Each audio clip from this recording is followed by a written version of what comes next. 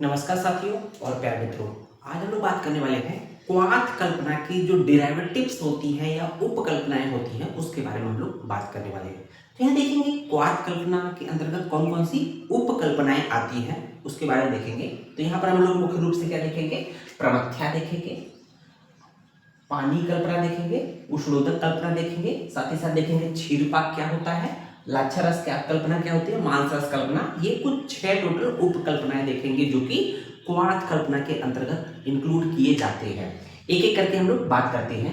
देखेंगे सबसे पहले होती है प्रमथ्या। प्रमथ्या तो हमें यहाँ पर विशेष ध्यान देना होता है रेशियो का, मतलब कि उस कंटेंट और द्रव्य जो जल का रेशियो कितना होना चाहिए। प्रमथ्या में जो रेशियो होता है 1:8 का होता है। क्या होता है? 1:8 का होता है। तो हम लोग इसको देखेंगे कि प्रमथ्या क्या है। प्रमथ्या प्रोच्यते द्रव्य पलात्, प्रमथ्या प्रोच्यते द्रव्य पलात् कल्कीकृत कृच्छता तोये अष्टगुणे तस्यापानम आहु पलद्वयम्। तो यहाँ पर देखिए ध्यान क्या देना है, प्रमथ्या क्या है कि जिस द्रव्य का प्रमथ्या बनाना है, जिस औषध का प्रमथ्या बनाना है ना, उसको क्या करना है, उसका एक पल लेना है। क्या लेना है? द्रव्यम पलात्, अर्थात उस द्रव्य का एक पल, उस औषध का एक पल लेंगे। तो एक पल द्रव्य क्या करेंगे, कल्कीकृत, कल्कीकृत उसका कल्क बनाएंगे, उसका पेस्ट बना लेंगे, उसका चटनी बना लेंगे, पीस लेंगे। ठीक है, तो एक पल द्रव्य लेके उसका कल्क बना लिया, पेस्ट बना लिया। अब इसमें क्या करेंगे कि तोय अष्ट गुणते, तो उसमें कितना जल मिलाएंगे, तो तोय मतलब जल है ना, जल में ही औषधियों को पाक करते हैं। तो तोय अष्ट गुणे, तो 8 गुना जल लेंगे। तो एक पल द्रव्य का कल्प बनाएंगे, उसमें 8 पल द्रव्य अर्थात जल लेंगे, द्रव लेंगे, है ना। अब क्या करेंगे, उसको मिट्टी के हांडी में लेकर उसको अच्छे से क्या करेंगे, बॉयल करेंगे, उबालेंगे। और कितना, कब तक उबालेंगे, जब तक कि चौथाई शेष रह न जाए, है ना। चौथाई शेष रह न जाए, तो 1/4 शेष जब रहेगा, उसको जब वस्त्र से छान लेंगे, छन्नी से छान लेंगे, तो ये हम लोग का क्या बन जाएगा, उसको हम बोलते हैं प्रमथ्या। प्रमथ्या में विशेष रूप से ध्यान क्या देना है कि जो द्रव्य लेना है, एक पल लेना है, उसका पेस्ट बनाना है, कल्क बनाना है, उसको 8 गुने जल में, मतलब उसको क्या करना है, वो उबालना है, और चौथाई शेष है उसके बाद छान लेंगे, उसी को प्रमथ्या बोलते हैं। यहाँ पर रेशियो का बहुत ध्यान देना, 1:8 का रेशियो, 1 भाग द्रव्य होगा, 8 भाग जल होगा।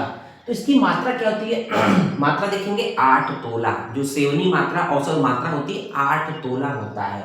अब देखेंगे प्रमथ्या के बारे में आचार्य चरक ने क्या बोला है। चरक ने बोला प्रमथ्या मध्य दोषाणाम दध्यात दीपन पाचनम। तो चरक ने चिकित्सा स्थान के 19वें चैप्टर में अर्थात अतिसार चिकित्सा के अंतर्गत प्रमथ्या का यूज बताया है कि अतिसार में जब दोष मध्यम कंडीशन में हो, मध्य दोष इन्वॉल्व हो, है ना, तो उस कंडीशन में क्या देने को बोला है, प्रमथ्या देने को बोला गया है।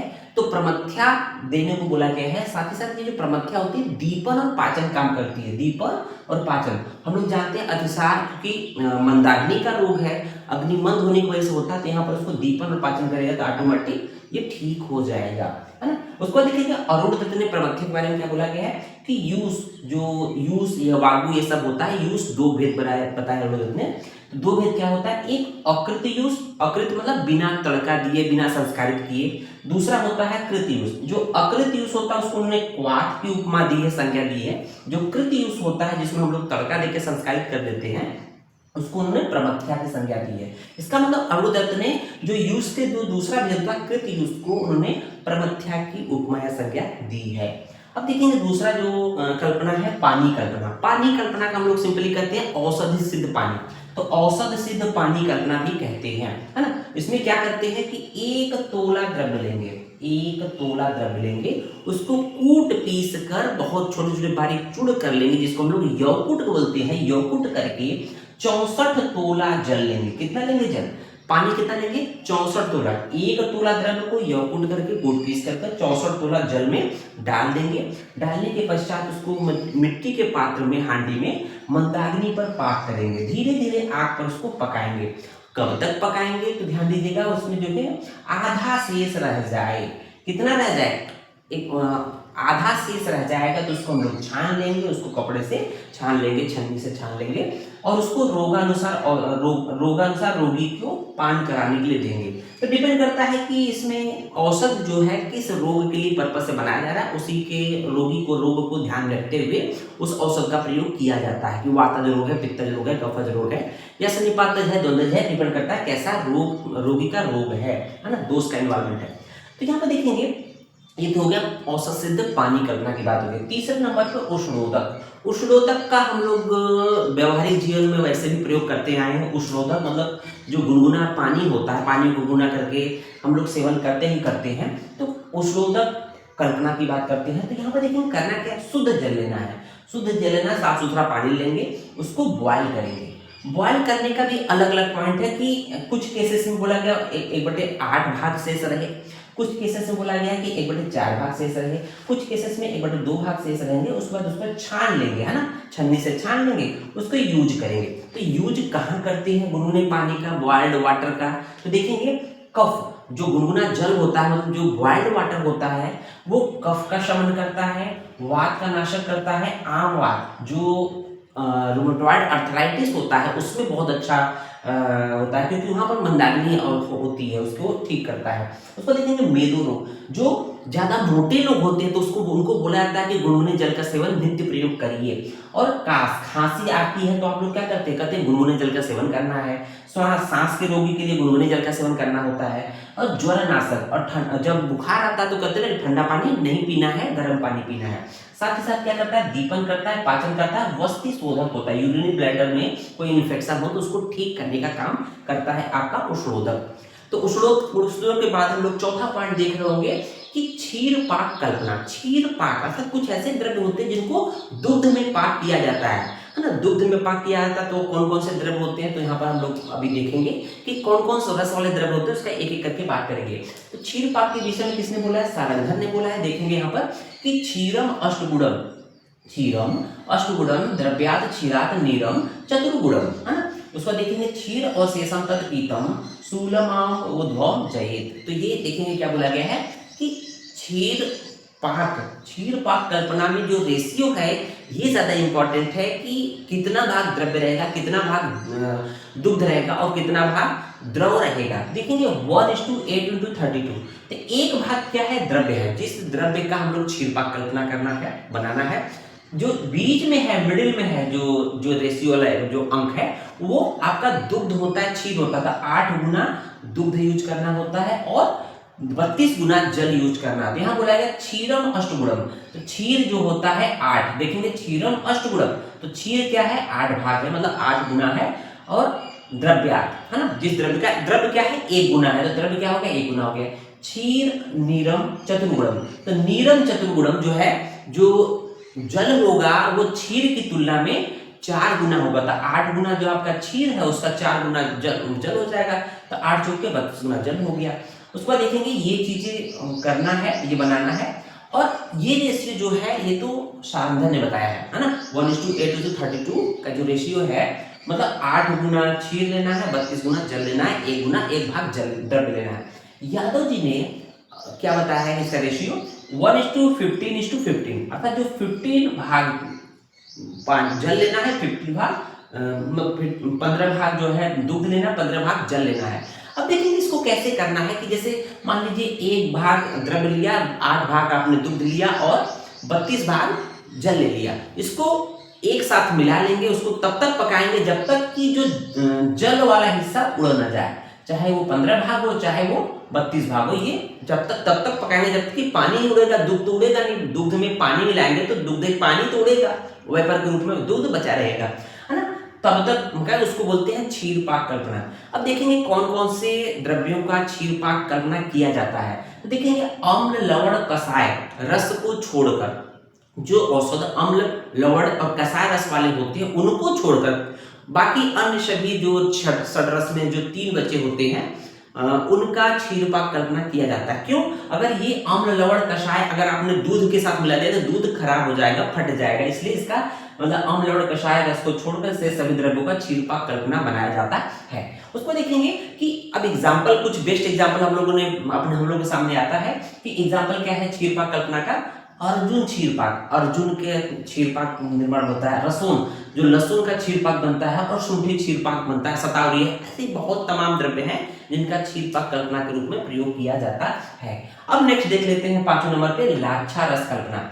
लाक्षा रस कल्पना देखेंगे तो यहाँ पर देखेंगे बोला गया है षड गुणेन अंधसा लाक्षा दोला यंत्रे विपाचये त्रिसप्तधा परिश्राव्या लाक्षा रसम विदु।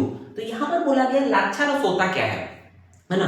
लाक्षा रस बनाने के लिए कौन सा द्रव्य लेते हैं, तो पीपल के जो एक तरह से लाक्षा होती है, लाख होती है ना। पीपल, जो पीपल, बरगद, इस तरह के यूफोर्बिएसी फैमिली के जो प्लांट होते हैं उसको कट कर देंगे ना तो लेटेक्स निकलता है। तो उस लेटेक्स को लेकर उसको बोलते हैं लाक्षा, है ना। उसको क्या बोलते हैं, लाख या लाक्षा। उसको लेंगे, देखेंगे षड, उसको लेकर उसको कितने गुने जल में डालना है, तो षड गुणे अभ्यसा, 6 गुना जल में, मतलब कि जो लाख लेंगे, जो गोंद लेंगे, चाहे पीपल का हो चाहे बरगद का हो, उसको 6 गुना जल में अच्छे से रख कर, है ना, कैसे करेंगे, दोला यंत्र के माध्यम से। जो गोंद है पीपल का, जो लाख है, लेटेक्स है, उसको एक पोटली बना लेंगे, वस्त्र में बांध लेंगे।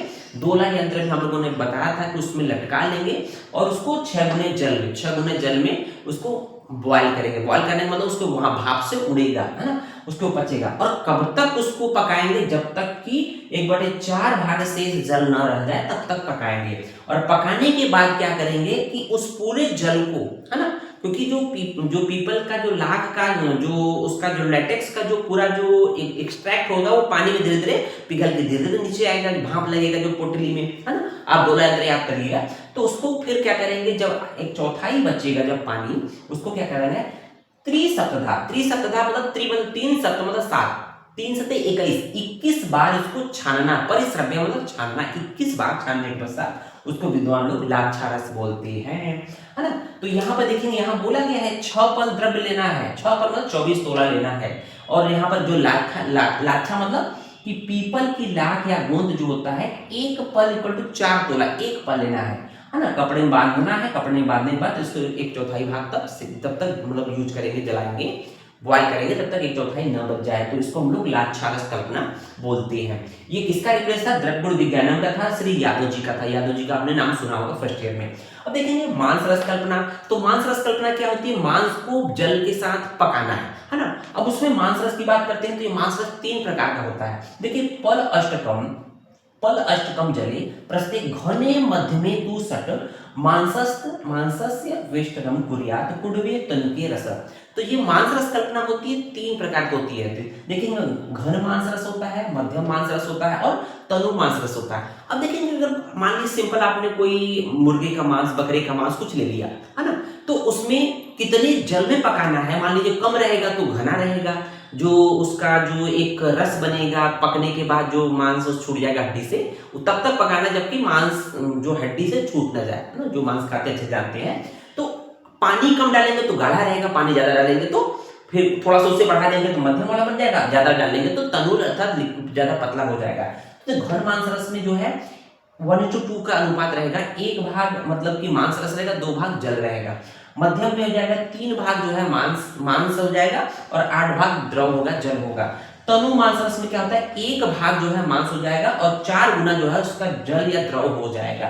तो इस तरह से पकाएंगे, तब तक पकाएंगे जबकि उस मांस से मतलब हड्डी से मांस न अलग हो जाए और मांस धीरे धीरे पानी में घुल जाए। तो उसी जल के अकॉर्डिंग उसको 3 रेशियो में बांटा गया है, घन मांस रस, मध्यम मांस रस, तनु मांस रस। और मांस रस जानते ही हैं, संपूर्ण अस्थियों, शरीर को जो भी दुबले पतले लोग होते हैं, जो भी धातुएं जिनकी क्षीण हो जाती है, उन सभी को ये अच्छा फायदेमंद होती है। उम्मीद है वीडियो पसंद आया होगा। धन्यवाद।